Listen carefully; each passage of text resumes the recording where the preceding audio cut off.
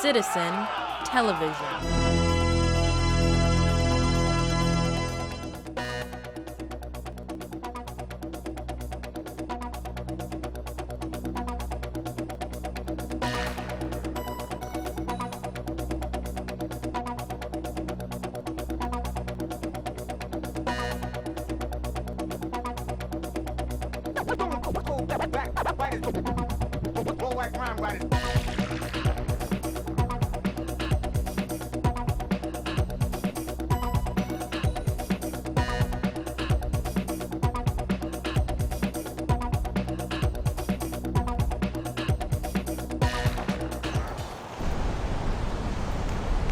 Greetings and welcome to another episode of the Planetary Persuader. I am Cosmic Kev, your host, and this episode for this week is starting with Friday, the 16th of January 2015. Okay, so what's going on this week? Well, we've got a new moon this week. Have you ever been in a passenger in a car? I think most of us have in the modern world anyhow, and you might be going by a fence really fast, and suddenly it looks like all the pickets are really close together, even if they're not. Well, let's just say that suddenly everything slows down. Like you're with, let's say there's another car going beside you, and they're moving forward, but they slow down, and you're just at the same speed. Well, it looks like they're going backwards. They're not going backwards, they're just slowing down, but that's what retrograde planets are like. There's another thing about retrograde planets. So in Western astrology, they say, it kind of loses the a little bit of the energy, or that it internalizes in the person's chart.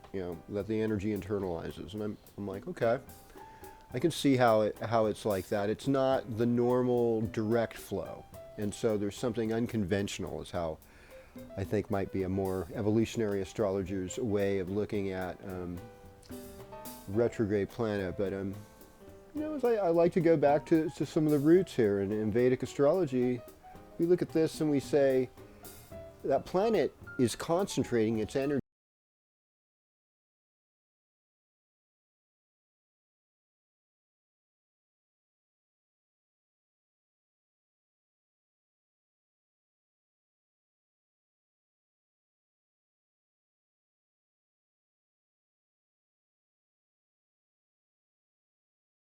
and Buddha is about consciousness. It's about intelligence, and it's about mindfulness, and it's about helping people that are less fortunate than you, and wearing green on a Wednesday, and all these things. So I would say have Mercury consciousness as we go into this Mercury retrograde period. Okay, so Mercury is in Aquarius, and it's at about 17 degrees. And it's going to go retrograde on Wednesday, ruler day for Mercury, Mercedes in Spanish. Pay attention, folks. This is a serious Mercury retrograde. And it is, at least in Western astrology, we say the Mercuries that have a face: Virgo, Sagittarius, Aquarius, Gemini. Those are the best Mercuries to have. That's when communication is the clearest. So this is when we need to elevate our consciousness, and even in Vedic astrology, with it being in Capricorn, we still have to elevate our consciousness for usefulness. And to have age-old wisdom, because Saturn also symbolizes more age-old wisdom without all the fluff and all the frills. Okay, next issue. Mercury retrograde, we've already got Jupiter in a retrograde pattern. These are the only two luminaries that are, North Node and South Node, they're always retrograde pretty much. So, new moon in Aquarius, we're starting on another cycle. Let's go sign by sign as we do your horoscope in the Planetary Persuader. Well, hello Aries, and welcome to your horoscope. So we've got this Mars and Pisces thing. Do you have any secret enemies? Is there someone that you might have upset? They're upset with you. I think we call it pissed off in California. In Northern California, it's hella pissed off.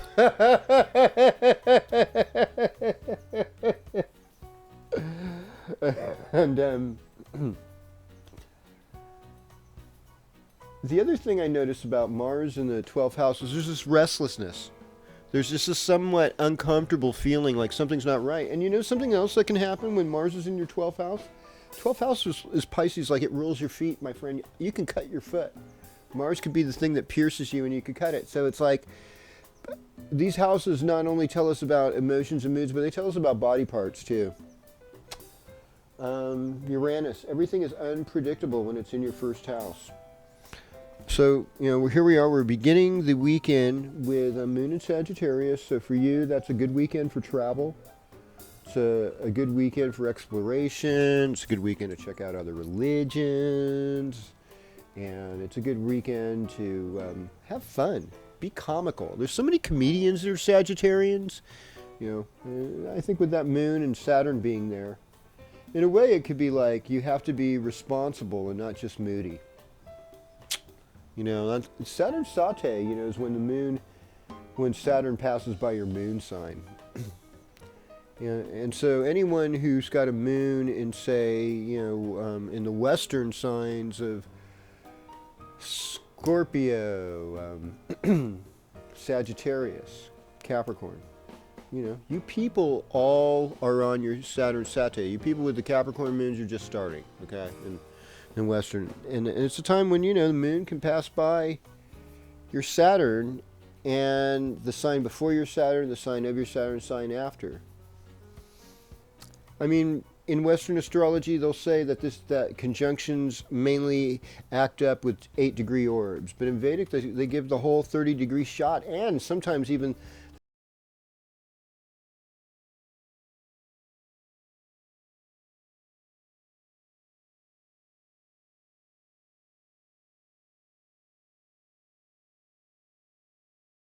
that's why we do this astrology thing. Responsibility is still big with you. As the sun moves over into Aquarius this week, come Tuesday, your social life becomes way more important to you, and helpful friends and preparing for the future. So that is another good thing to know. We want to prepare for our futures. And, you know, by next weekend, I'd say just lay low, work on your karma, don't do anything too crazy. And, you know, by a week from Saturday, you'll be feeling great. Well, hello, Taurus. Welcome to your horoscope. So with this new moon coming, this is on Tuesday. This represents a season of career changes and career choices. And with Mercury going retrograde in your career house, it's important to look at functions and dysfunctions in the workplace. What is working for us right now? And what is no longer useful or no longer suitable for us? There's a need to be accountable. And when we're accountable, we make our life easier. So, you know, accountable things are good for lazy people. You want to expand your relationship with your home, with your mother, with the elders in your life, and you're growing towards a place where you're going to have better health. You're growing towards a place where people are looking towards you to do good things, and you know, you have an exciting social life on the horizon too. Not bad. Okay, hello Gemini, welcome to your horoscope. So we look at Capricorn. You know, Capricorn is your 8th house. It's never an easy transit for the most part. And if it is, it's because you're like going, I'm not expecting much. Things could be hard. I could get in debt. I may have to ask for friends for help to make it through this month. And just humbly. And that things aren't in my own power. And you know what? A lot of times you're gifted with grace. So it's like, wow, I ended up making all this money anyhow. Things just happen for me in a really good way. I got my tax return or whatever it is. You know. But, you know, that's accepting things. So now this week, Tuesday, we move, boom, boom, moon and sun together go into Aquarius, and that's your 9th house, which signifies a really good time for you to travel. You know, if I was asked, tell Geminis, when's the best time to travel? I mean, overall, you know, you'd say, well, I mean, it would have to be in the winter time, in midwinter, and during Aquarius, because you have that exotic ninth house experience. You know, it rules travel, it rules higher education, it rules a higher philosophy, and coming back and being able to benefit other people. It rules being a winner too, to some extent, and doing very well with yourself. And who doesn't want to do that? But you know, since you're a Mercury ruled sign, it's, you know, it's usually best to just take the steps, you know, just climb the steps. Don't try and skip them, you know. Make money the good old-fashioned hard way and make good decisions, and you'll do it. Greetings, Cancer. Welcome to your horoscope. So, beginning this week with the moon in your 6th house, which is, you know, the gymnasium. It's a workout place. It's a place to get organized. It's a place to get exhausted. It's a place where you have to provide service. A lot of times you're working with other people, working like in a restaurant, government service work, or in the military. This is often 6th house. Having your uncles and aunts come to visit. This is also a 6th house thing. Issues with your small pets, also very 6th house. And then there's health issues. You know, it's a time where you can be more vulnerable to sickness and illness, especially in the northern hemisphere. You're north of 30 degrees, you know, it gets a little bit cold, and your immune system takes a dive, and, you know, and if you're north of 40 degrees, it gets even worse, you know, and, I mean, I feel for my friends in Canada and Europe who are north of 50 degrees, or in Alaska. It's just like, man, you're really getting deprived of vitamin D. So here's the good news, is that we've got Mars and Neptune and Pisces all in your 9th house of good luck. And it's like, you know, if you had any illnesses you wanted to be healed from or get better from, I think now's the time where that can happen. Now's the time where you can coach your body physically to do better. It's a really good time, you know, if you got a place to swim, you know, I don't know, hot spring, heated indoor pool, you know, environmentally appropriate, of course, not all messed up. This would be good. Okay, so we got the sun moving through your 8th house now, the house of other people's property, magical occult studies, things like astrology, palm reading, developing your own psychic energy. And really, it's psychic energy is all about developing good observation technique. That's all it is, folks. You know, it's not about, I hear voices. I mean, there's those people, and they might be legit too. Okay, I'm not going to discount that, but that's not where to be coming from. You know, especially like you young people born from 84 to 95. I mean, you really are coming into this place where you're very much interested in shamanism and these things, and I just want you to know it's about, you know, disciplined observation. Don't let yourself be fooled. Get the help when you need it, Cancer. That's the main deal for you. You know, get the help when you need it. And you're going to have an exotic experience. You can inspire other people at work. You know, you can be somebody's inspiration. Even though that's hard to do sometimes, because there's a lot of unpredictable things. Say, how, you know, find out 550 ways to smile during a crisis. This sounds like a book that will be a bestseller very soon. Greetings, Leo. Welcome to your horoscope. So, let's talk about the good news first, all right? Yeah. Jupiter is in your 1st house. So with Jupiter in your 1st house, it gives you happiness. It gives you a sense of joy. And I know so many Leo risings, I would just say not. There's been a lot of suffering. Friends, I have to tell you that Saturn isn't always the meanest planet in the zodiac, and Jupiter is not always the kindest and most benefic. You know what happens with Jupiter is that we get growth. And you know what a lot of times happens when we're growing? We get growing pains. It's not comfortable, but you know what? You're going to look back at this and say, oh man, that was great. That was exactly what I needed to have happen to me. You know, when you're brooding over a lost love affair, you know, he or she might have been just the greatest person you ever hoped for. and now you feel flat. Would you just quit beating yourself up, pick yourself up, rise up, and just start loving yourself and being kind to yourself? And don't worry about other people, because you know what? You're responsible to your soul first. And you know, you can only have a partially good relationship if you're only partially okay with yourself. You're moving into the relationship season, so I've just primed you right here, Leo. And we know why. You're a fixed sign, and you've got a Saturn-ruled 7th house. I mean, you can get yourself stuck in some really bad places, even though you're beautiful, gorgeous, dynamic, great lover, all that, blah, blah, blah. You know, coming from the heart. You know, I just, you know, this is a time where I just feel like I would just urge you, you know, to put on the caution sign.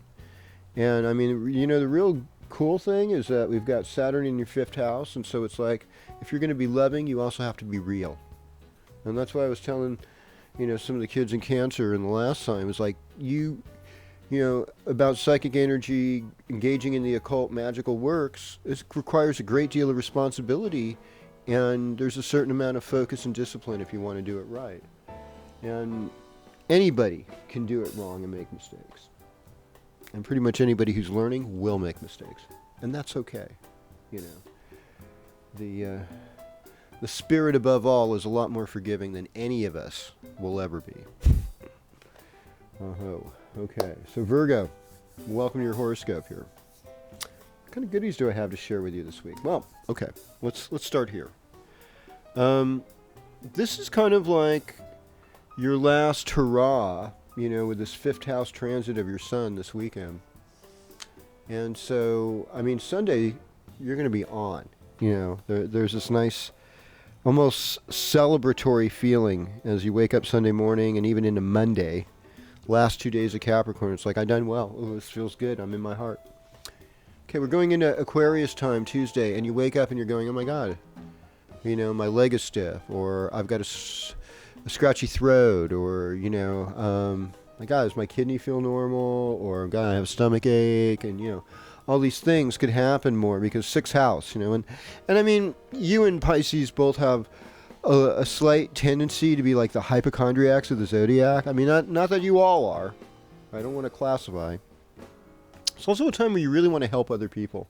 You want to break out. I'm a Virgo rising, you know. So my best parties have been St. Bridget's Day parties, Candlemas parties. You know, it's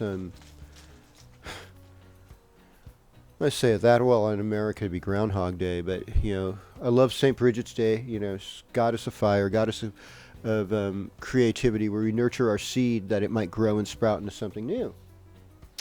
So this is partly what this time is all about for you, Virgo, in your ability to give service. Is that you're sprouting a seed, you know, that you're moistening it so that it may merge out, you know. And Aquarius is the first sign of it's a sign of the coldest part of winter, really, from, you know, in a lot of places from late January to middle of February. You know, it can be, you're really locked in there. You know, and air is so detached. It feels so cold.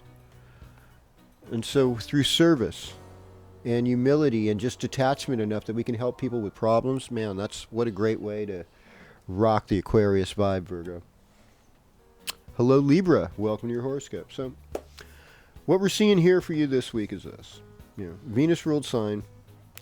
Venus has been in your 5th house, still there this week. Love up.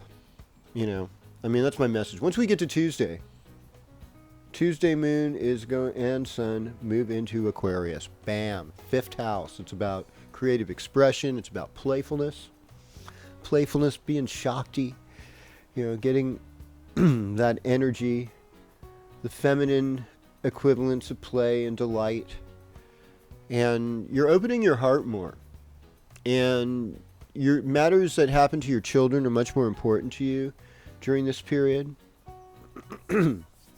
And so you can do some amazing, it's like the sun puts the light on. You know, it puts the light on your ability to create right now. And what a blessing and what a gift that is. Go with that vibe. Work with that vibe. Towards the end of the week, you might as well just get organized, do what you can to make money and keep it going. Well, hello, Scorpio, and welcome to your horoscope. So, For Scorpio this week, we're moving away from the third house, which is about basic education. It's about intellectual curiosity. It's having courage. It's working with your hands, relating to old friends you've known since way back when, growing up in preschool or even college, but somewhere in between there in your basic fundamental education time, and brothers and sisters, keeping in touch with them, communication, the environment. And now we're going to this place Tuesday where it's all about mom and the home front and family and your roots, your ancestry, your heritage, and some deep stuff. And a lot of people don't know that much about that. I mean, I think in my own era, my parents were pretty much, into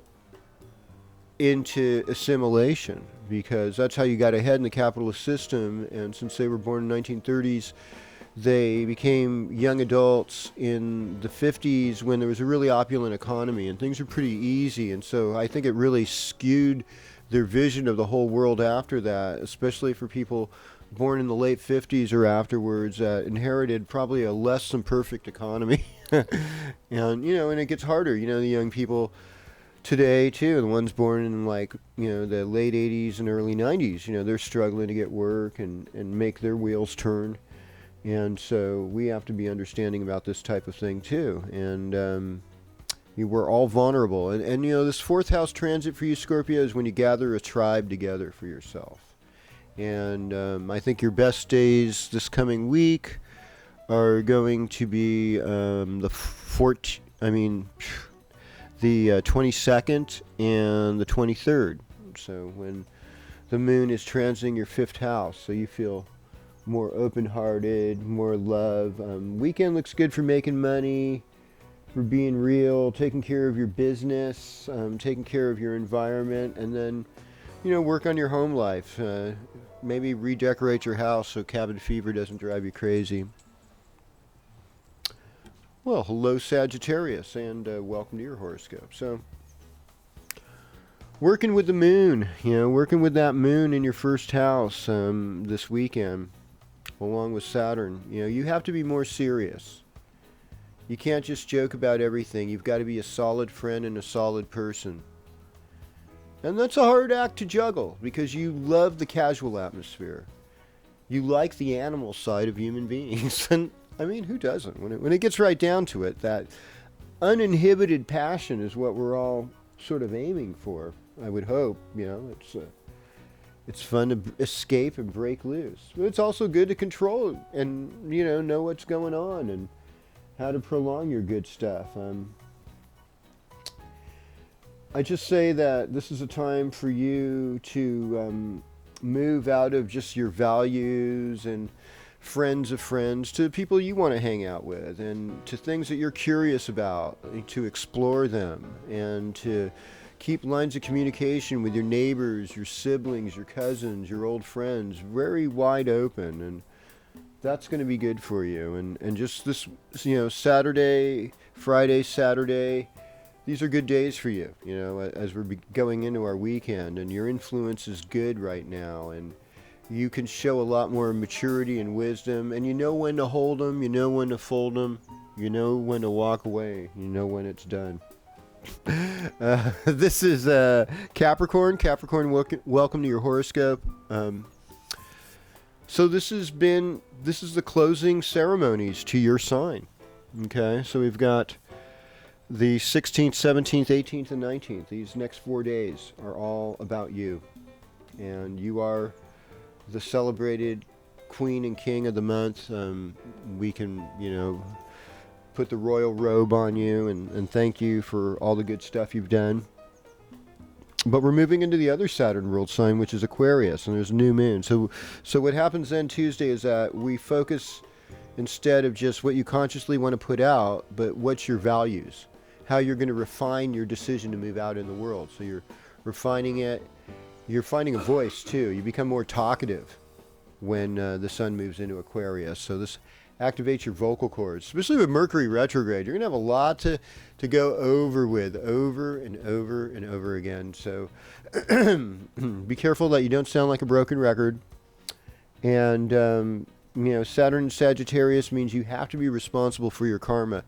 You can easily be part of your own undoing. And so if you haven't been responsible as a Capricorn, as a good little Capricorn should, well, to be continued.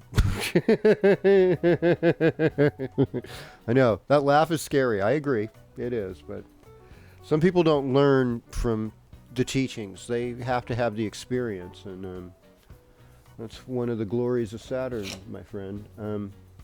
Hello, Aquarius. Welcome to your horoscope. Well, it's just darkest before the dawn, right? I mean, let's face it. So this could be a pretty dark weekend where you really, dark night of the soul, where you really reach in, help people that are isolated, maybe other people around you. You're taking care of someone who's sick, or, you're visiting someone who's in prison or in the hospital. Some of these things, your dreams are vivid. Your subconscious is going wild. And so, and there's people around you that you have karma with. You don't even know it, but at this time, it gets kind of illuminated. So as of Tuesday, you're going to wake up refreshed, renewed. You're going to be the flavor of the month from here on out. Everybody's going to be saying the key phrase of Aquarius, I know. And it looks like towards, Wednesday, Thursday, good days to make money and to assert your values and just enjoy this time. Well, hello, Pisces, and welcome to your horoscope. So, in Capricorn time, we were focused on our friends, our social life, preparing for the future, and just the eccentricities of knowing things. So, when Tuesday comes, we're going to enter into your 12th house, the house of karma, the house of the subconscious. You're probably the most in tune to this house than of any other sign of the zodiac. So in some ways, I'd say there's less to fear. But as an astrologer, I've always considered the 12th house to be the Pandora's box. You just didn't know what you opened up there. Yeah. It is that place where the Indiana Jones Temple of Doom-like things, all those kind of crazy things happen. And the best thing to do is get close to your creator, meditate, get into prayer, help other people that are isolated and in horrible situations and elevate their situation. That way you don't have to be there and experience it. You don't want to. You're going to have, next week you'll get Venus in your first house. You've got Mars there, so you're still activated. You've got all this compassion with Neptune and Chiron. And right now we're going to a place where you just got to make good karma. That's it. Just keep on loving, enjoy the pleasures of the bed and all your crazy secrets, Pisces. Maybe next week you'll tell me about some of them. Thanks for being here, by the way, and let's do this again on the Planetary Persuader.